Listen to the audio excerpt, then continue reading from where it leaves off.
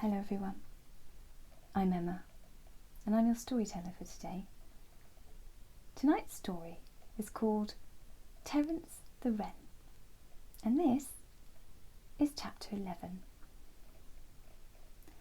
What a view they had once they were airborne. Len's final push had been a good one and up they'd gone, gaining lift under their wings. After bursting through the top of the canopy, the trio glided gracefully as they looked at their surroundings from a new perspective. Sam had cleverly thought of everything in his design, and Terence was grateful for the extra stick he had secured to the base for him to use as a perch. He could now let go with his beak and stay securely fastened by clinging onto his perch with his feet. "Wow!" he exclaimed as they turned and glided some more. They were all somewhat awestruck and enjoying both the tremendous view ahead of them as well as the rush of the air on their faces.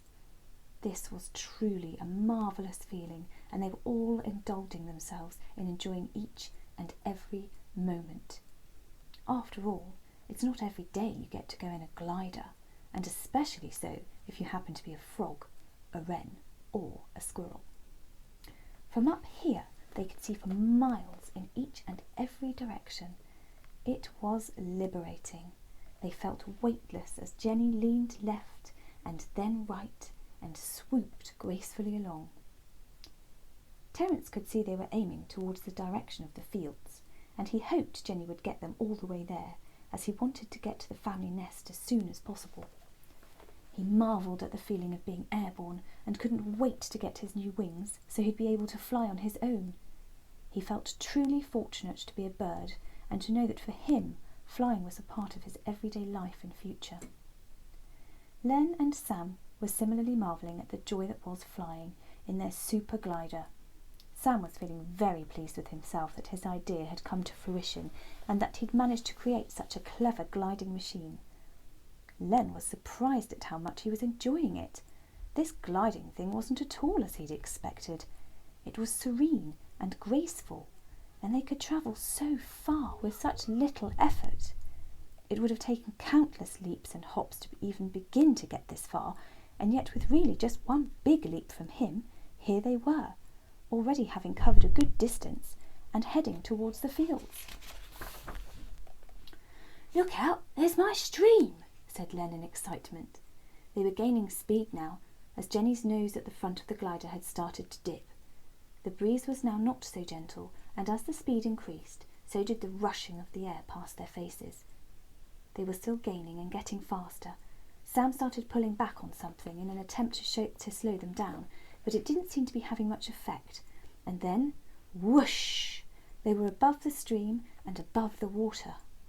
This was not a good place to crash, and Sam tried once again, pulling on the lever. Lean back, he shouted, and Len and Terence obeyed. With that, as their weight shifted, Jenny's nose lifted a little, and it was just enough. In fact, it may have been a little too much, as they also caught a gust of breeze, and up they shot, zooming higher and higher like a rocket.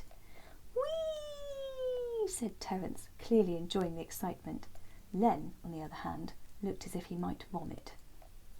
Jenny arched back on herself, and before they know it, the three friends were in a loop-the-loop manoeuvre.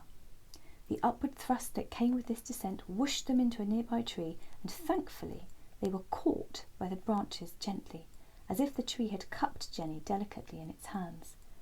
This was a much better landing than even Sam had hoped for. He hadn't mentioned to the others all the possibilities of various crash landings, and as they hadn't asked, he thought it best to leave it unsaid. But this was positively graceful by comparison, and in being a squirrel, Sam was able to quickly jump out and secure Jenny to a nearby branch with some of the twine he had left over.